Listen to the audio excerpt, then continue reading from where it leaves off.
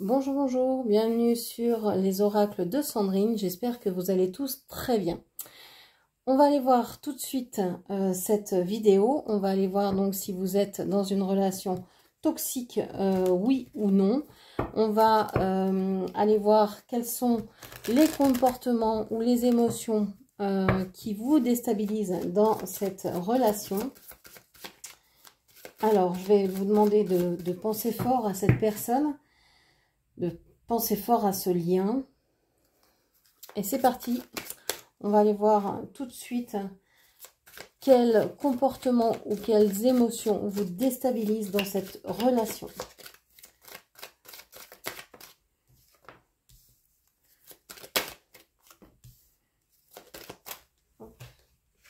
Et une dernière carte, s'il vous plaît. Alors, qu'est-ce qu'on vous dit? Bon, j'ai l'impression que ce personnage n'est pas le même avec vous qu'avec les personnes qu'il côtoie. Il a un double visage, le visage qu'il vous montre, le visage qu'il vous offre, avec cette énergie du roi de Pentacle, hein, vraiment cette énergie bienveillante de quelqu'un qui a peut-être les pieds sur terre, qui matériellement, financièrement, concrètement, se débrouille assez bien, est autonome. C'est une énergie de douceur, c'est peut-être quelqu'un qui aime prendre soin de lui et qui vous montre de la tendresse, de la douceur, des attentions quand il est avec vous. Mais une fois qu'il est parti, je pense qu'il a un caractère complètement inverse, c'est-à-dire qu'avec vous, il peut se sentir très calme, très posé, comme si vous étiez son refuge. Il a l'impression aussi que être avec vous, c'est comme s'il n'avait plus besoin de se battre, c'est comme si toutes les épées étaient posées au sol et qu'il n'y avait plus besoin du tout de partir, de fuir, de s'en aller. C'était et de retour à la maison quelque part. Il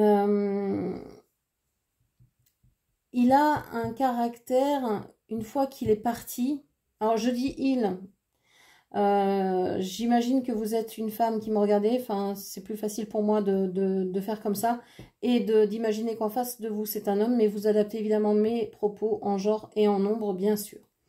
Donc en face de vous, hein, lorsqu'il est parti, c'est quelqu'un qui est très affirmé, qui a beaucoup de caractère et qui l'assume depuis l'extérieur, alors qu'avec vous, il est beaucoup plus tendre, beaucoup plus mesuré, beaucoup plus pondéré, tempéré. Ça peut être quelqu'un qui a sa propre entreprise, ça peut être quelqu'un qui est son propre patron, ça peut être quelqu'un qui aime mener sa barque tranquillement, ça peut être quelqu'un pour qui les signes, les symboles ont une importance, une très forte importance. Ça peut être un père de famille, ça peut être quelqu'un qui est reconnu dans son domaine. Et en fait, il ne se permet pas d'être le visage qu'il vous montre dans son autre vie ou avec les personnes avec lesquelles surtout il travaille. Dans son travail, ça va être quelqu'un de très compétitif, presque de bagarreur. Ça va être quelqu'un qui en veut, qui veut réussir.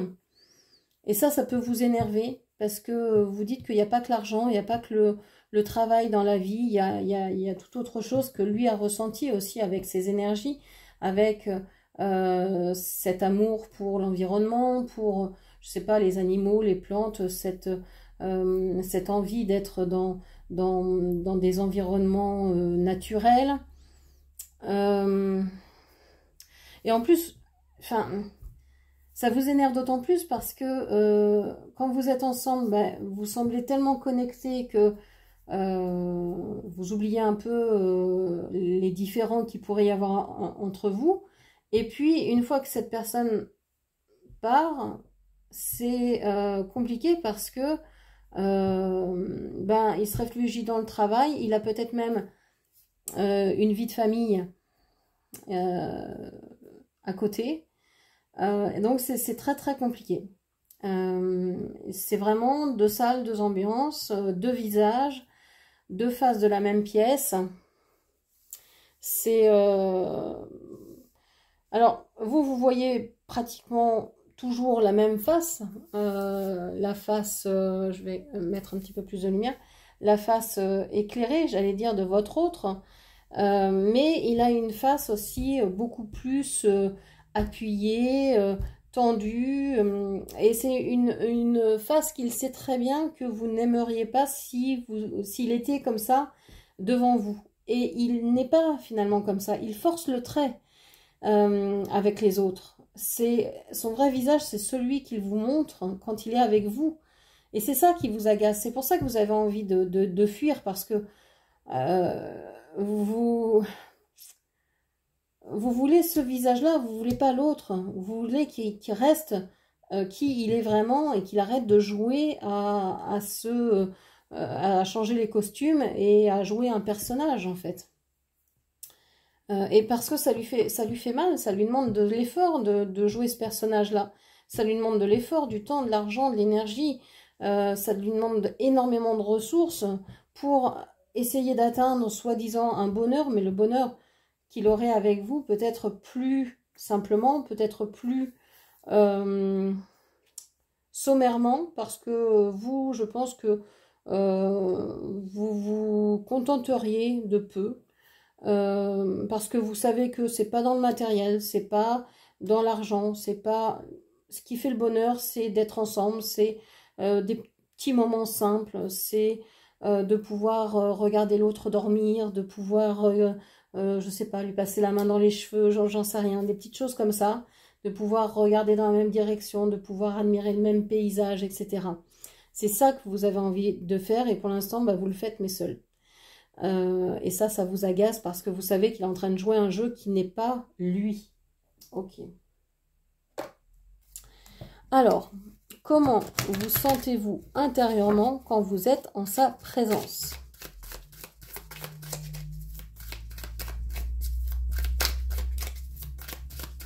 Alors, pour l'instant, je ne peux pas vous dire si c'est une relation toxique ou non. Moi, j'ai l'impression que c'est quelqu'un qui est doux avec vous, quand il est en tout cas présent, mais qui peut être très dur si il est à distance ou vraiment ne pas être présent du tout, même s'il sait que pour lui, hein, vous êtes, enfin, il est votre autre, hein, mais ça n'empêche pas qu'il peut se conduire d'une façon complètement autoritaire, enfin, c'est lui qui décide, voilà, ce genre de choses. Ok. Alors, comment vous sentez-vous intérieurement quand vous êtes en sa présence? Comment vous sentez-vous intérieurement quand vous êtes en sa présence?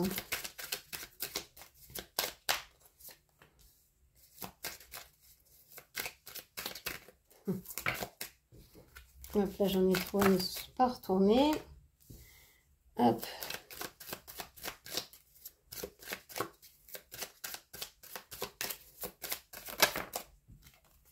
Alors, on a le monde, le 8 de bâton, le 8 de denier, la reine de bâton. Allez, une dernière carte, s'il vous plaît. La voici. Et le page d'épée. Alors, on a la même carte ici et là. Ça, c'est intéressant. Ici, on a le monde. Quand vous êtes en présence de cette personne et que cette personne revêt sa véritable âme, sa véritable personnalité, vous êtes aux anges, vous êtes ici, c'est le monde, c'est le 7e ciel, c'est l'apothéose, c'est waouh, vous êtes arrivé, c'est ce que je vous disais, hein, vous êtes chez vous, quoi. Quand vous êtes en sa présence, tout va plus vite. tout est très fluide. Tout se passe, mais parfaitement bien. Les choses se délient, pardon, très facilement. S'il y avait un blocage, il suffit que vous pensiez à cette personne, donc qu'elle soit ici et qu'elle vous parle, pour que voilà, vous trouviez des solutions facilement aux soucis que vous aviez, aux soucis matériels ou aux soucis plus spirituels ou plus intellectuels. Vous trouvez des solutions. Tout est beaucoup plus simple.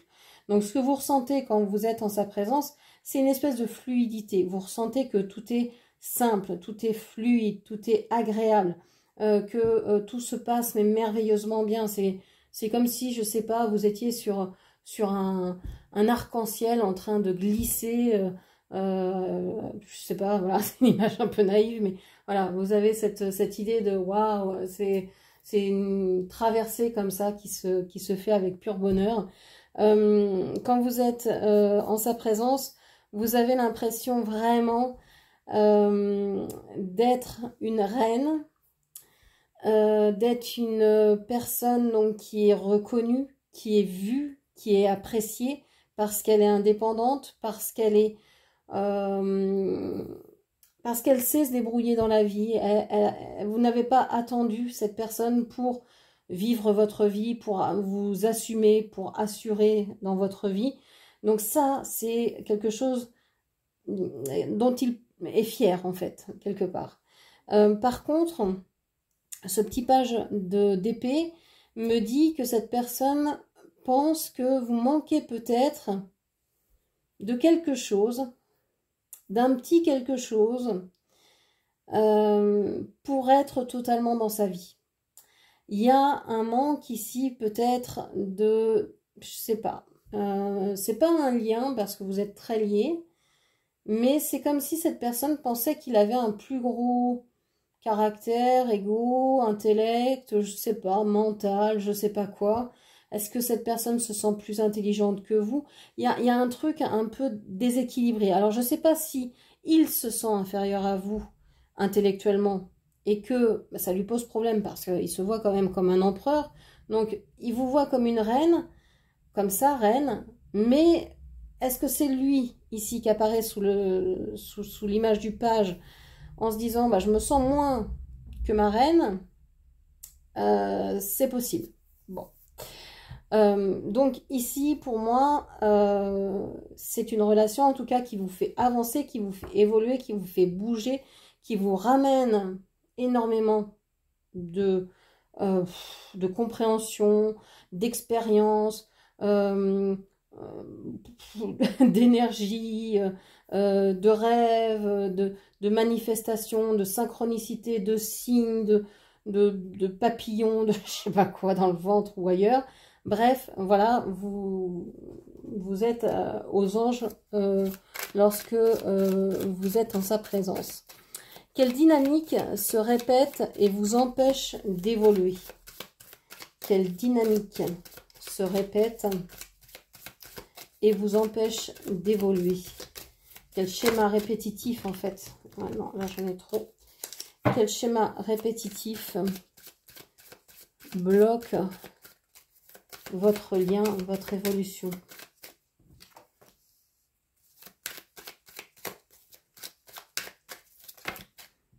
Alors, je ne vais pas prendre celle-ci.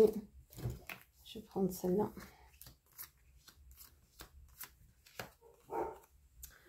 Alors, ce qu'on vous dit ici, qu'est-ce qui est répétitif et qui bloque votre lien? On vous parle ici de la princesse d'épée, pardon. La princesse d'épée, c'est la même carte qu'ici. Donc, si ici, c'est lui qui se représente dans ce page d'épée, c'est lui qui bloque et qui répète toujours les mêmes schémas. C'est lui qui va instiller dans la relation, dans le lien, toujours les mêmes choses qui se répètent, qui se répètent, qui se répètent, qui se répètent. Ok. On voit ici qu'à un moment, tout va bien quand vous êtes en sa présence et qu'après, c'est le silence. Il y a des moments où vous vous voyez, où vous êtes en contact, où tout va très vite. Et il y a des moments de silence, de pause, d'introspection, de compréhension également de ce qui se passe dans le lien. Et puis du questionnement en se disant, mais est-ce que cette personne m'aime vraiment, avec l'as à l'envers ici? Est-ce que cette personne veut vraiment aller vers un nouveau départ? Est-ce que cette personne m'aime vraiment? Est-ce que cette personne veut vraiment vivre quelque chose avec moi? Bon, et c'est une personne qui est capable de tout casser, de tout exploser, de ne plus rien vous dire, de ne plus rien faire dans le lien, qui est capable... Alors, on avait ici la reine de bâton, le roi de bâton, vous voyez, qui est capable de peut-être vous dire que, ben non, il ne vous mérite pas, qu'il vous voit comme un roi. Donc là, il y a une évolution. Hein. Vous, quand vous grandissez, quand vous évoluez, quel que soit le domaine dans lequel vous évoluez, spirituellement, émotionnellement, etc., et ben lui... Pour lui, c'est une catastrophe. C'est-à-dire que dans sa vie, tout s'explose au sol. En fait, c'est comme des vases communicants. Si vous allez bien, ben, c'est l'autre qui plonge, etc. Il y a comme une balance ici. Et cette personne n'arrive pas à évoluer, en fait. Vous grandissez. Et lui n'y arrive pas et répète donc ces schémas pour vous retenir, pour vous dire mais j'y arrive pas, aide-moi, mais en même temps il vous fuit. Donc est-ce que c'est une relation toxique? Je dirais que oui, c'est une relation toxique, mais c'est une relation qui est en quelque sorte toxique parce que là le travail n'est pas fait de la part de votre autre. C'est uniquement pour ça que le lien est toxique. C'est pas l'autre qui est toxique. C'est pas ce que je veux dire. Hein. Vous et l'autre personne ne sont pas des personnes toxiques. C'est juste ce lien qui est toxique parce que cette personne n'arrive pas à travailler, n'arrive pas à évoluer et vous prend comme étalon pour dire bah ouais mais elle travaille, elle évolue, elle grandit. Et il se compare à vous comme ça et donc bah, n'arrive pas. Ça le bloque encore davantage. Alors que ça devrait le motiver pour venir vous rejoindre, pour venir peut-être chercher des tuyaux, etc. Donc, c'est en ça que je dis que le lien est négatif. Mais cette relation-là, elle est faite pour évoluer, pour grandir. Elle vous fait évoluer et grandir. Donc, c'est une relation toxique pour le moment parce que cette personne ne fait pas le taf, mais ce n'est pas une relation toxique à long terme parce que cette personne va se rendre compte, bah, il va renverser cette coupe à un moment donné. Pas possible, la mettre à l'endroit. Et quand il aura mis cette coupe à l'endroit, c'est-à-dire quand il vous donnera de l'amour, quand il sera conscient qu'il peut vous donner de l'amour, qu'il en est à la hauteur, qu'il en est capable, etc., eh bien, là, le lien ne sera plus toxique. Là, le lien sera nourrissant. Ok. Allez, une petite carte conseil.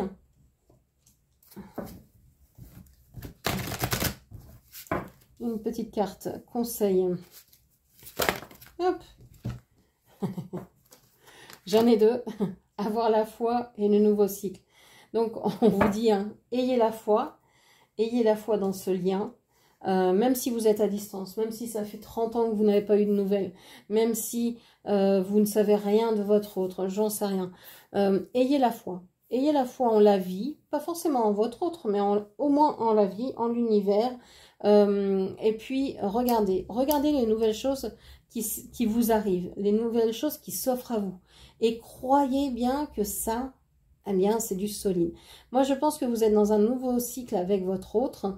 Alors, que ce soit visible dans le physique ou pas encore, peut-être que vous avez des nouvelles, peut-être que vous sentez énergétiquement que cette personne est en train de bouger et qu'elle va revenir vers vous. Bref, quel que soit le cycle qui commence ici pour vous ou pour votre autre, ayez foi en ce cycle-là parce que bah, ça va vous apporter de nouveaux enseignements, de nouvelles expériences, un nouveau savoir, etc., etc. Donc, ayez la foi. Ne prenez surtout que ce qui résonne avec vous dans ces guidances. Ne faites pas tout correspondre forcément à ce que vous vivez. Hein. Vous êtes nombreux à me regarder, donc prenez uniquement ce qui vous concerne. J'espère que cette lecture vous aura parlé, guidé. N'hésitez pas à la commenter, à la partager, parce que si elle vous a aidé, elle peut peut-être aider d'autres personnes, donc n'hésitez pas à la partager sur vos réseaux. Je vous remercie, je vous embrasse et je vous dis à très bientôt. Merci, au revoir.